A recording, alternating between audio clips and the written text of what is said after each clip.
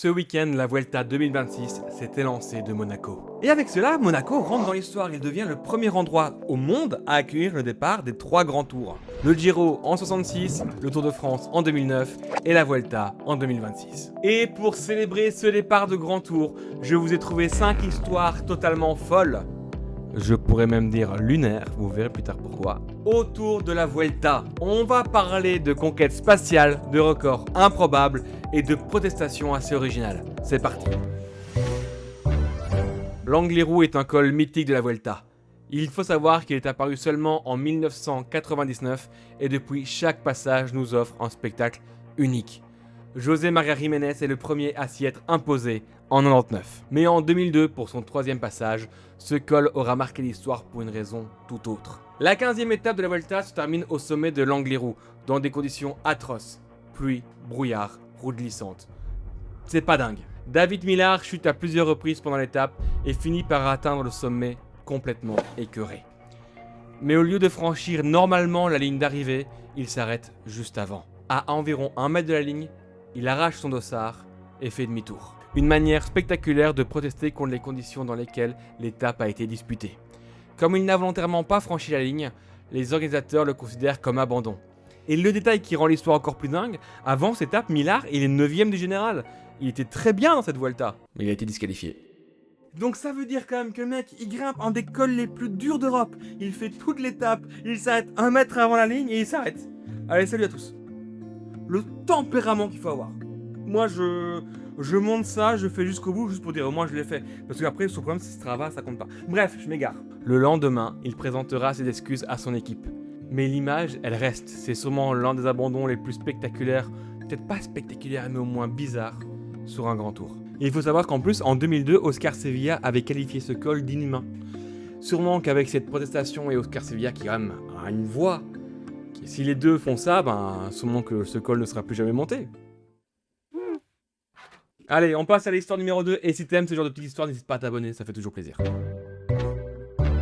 Là, on va arriver sur un chiffre qui semble inventé. Vuelta 1977. Freddy Mertens arrive en Espagne avec le maillot de champion du monde sur les épaules et une saison absolument délirante.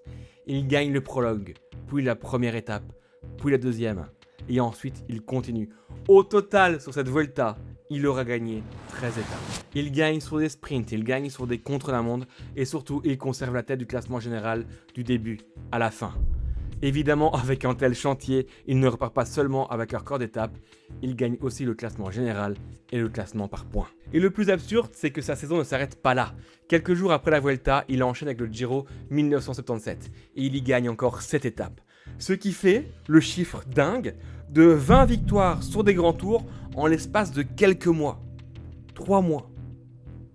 Pour vous donner un peu l'esprit de la folie du truc, ce record de 13 victoires sur une Vuelta est encore d'actualité aujourd'hui. Et ce qui est le plus dingue avec Freddy Mertens, c'est qu'en plus il est co-détenteur du nombre de victoires sur un seul Tour de France, 8.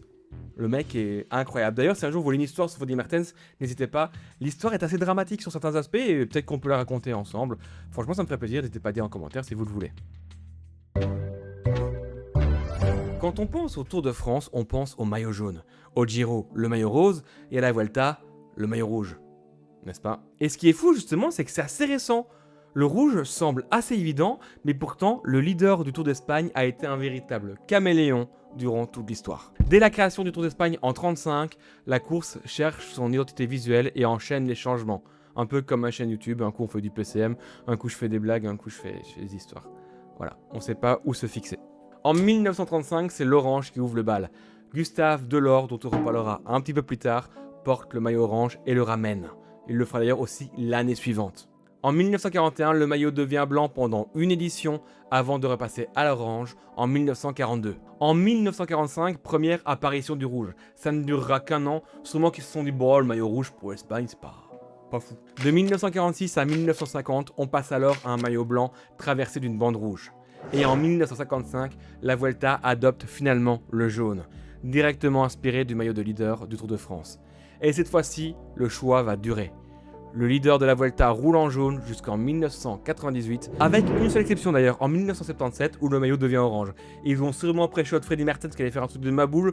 Ils se sont dit, on va lui donner une couleur spécifique à lui. Puis en 1999, pour donner davantage d'identité à l'épreuve, la Vuelta abandonne le jaune au profit du maillot oro, le maillot doré.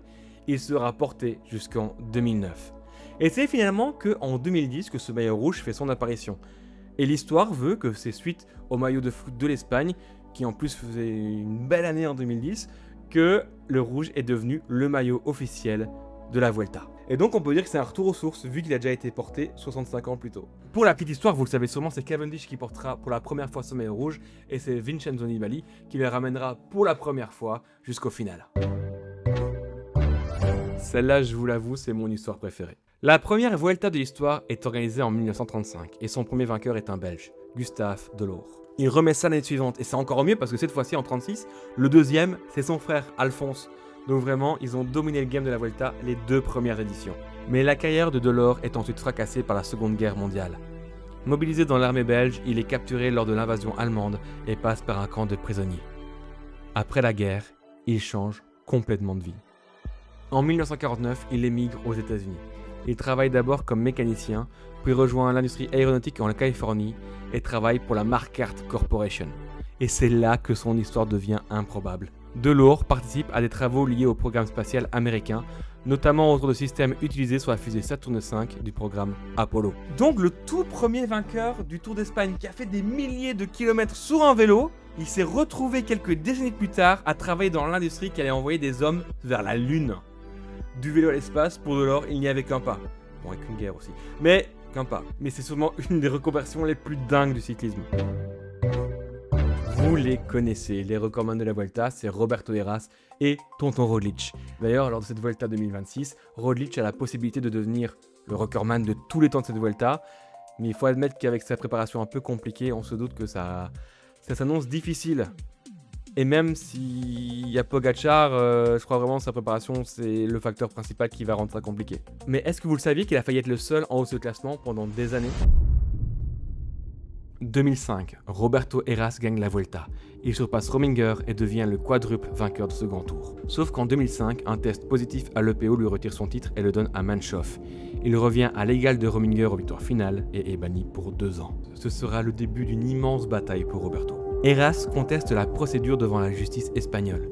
Le dossier ne porte pas sur une nouvelle analyse qui prouverait qu'il n'y avait pas d'EPO. Ses avocats attaquent surtout sur la manière dont le contrôle et les échantillons ont été gérés. Et ça marche. En 2011, la justice annule la sanction. Puis en 2012, la Cour suprême espagnole confirme cette décision en raison d'irrégularités dans la procédure d'analyse. Et la conséquence est assez folle. 7 ans plus tard, en 2012, Roberto Heras redevient quadruple vainqueur de la Vuelta et il récupère son titre en 2005. De mon côté, je ne sais pas si vous avez d'autres exemples de vainqueurs de Grand Tour qui ont été disqualifiés puis requalifiés. Je n'ai pas trouvé d'autres. Dites-le moi si jamais vous avez d'autres noms comme ça qui vous viennent en tête.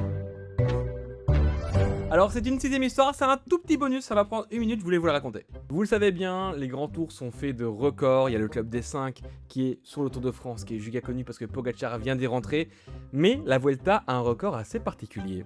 C'est le plus vieux vainqueur de Tour. Pendant des années, le plus vieux vainqueur de Tour était Firmin Lambeau à 36 ans, et puis en 2013, ça a changé. On est passé dans la quarantaine.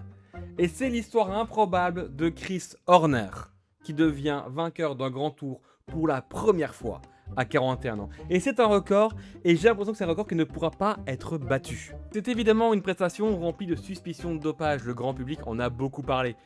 Déjà, l'âge n'aide pas, parce que c'est vraiment une prestation hors norme, mais surtout, il a eu le soutien d'Ivan Bruyne là. C'est un peu l'équivalent de Voldemort qui te fait un petit bisou. En mode, mouah. Ouais. Mais en tout cas, le record est là. Chris Horner gagne la Vuelta à 41 ans. En plus, ce qui est fou, c'est qu'en plus, il le dit clairement.